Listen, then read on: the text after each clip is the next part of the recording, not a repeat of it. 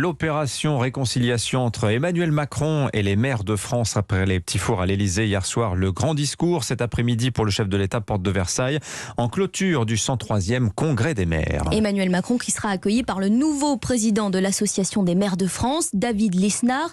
L'élu LR de Cannes n'était pas le favori du chef de l'État, ce qui ne l'a pas empêché de l'emporter haut la main avec 62% des suffrages des maires. Le reportage de Victor Chabert. Dans les allées du parc des expositions, si la majorité des maires salue la continuité avec l'équipe précédente, ils font un vœu pieux que David Lisnard se tienne loin des considérations politiciennes, comme cet élu d'une petite commune de 390 habitants de l'Isère. C'est très bien, on a un nouveau président. En revanche, j'espère que nous pourrons continuer à travailler comme nous le faisions avant, en dehors des partis. David Lisnard est attendu sur de nombreux dossiers, en priorité, selon ce maire insoumis de la banlieue lilloise, la relation avec l'exécutif. J'espère que ça sera un président qui va tenir ferme par rapport au pouvoir et au gouvernement, parce que les maires et les collectivités locales prennent cher, si je peux dire comme ça. Même au Rassemblement national, on se réjouit de son élection.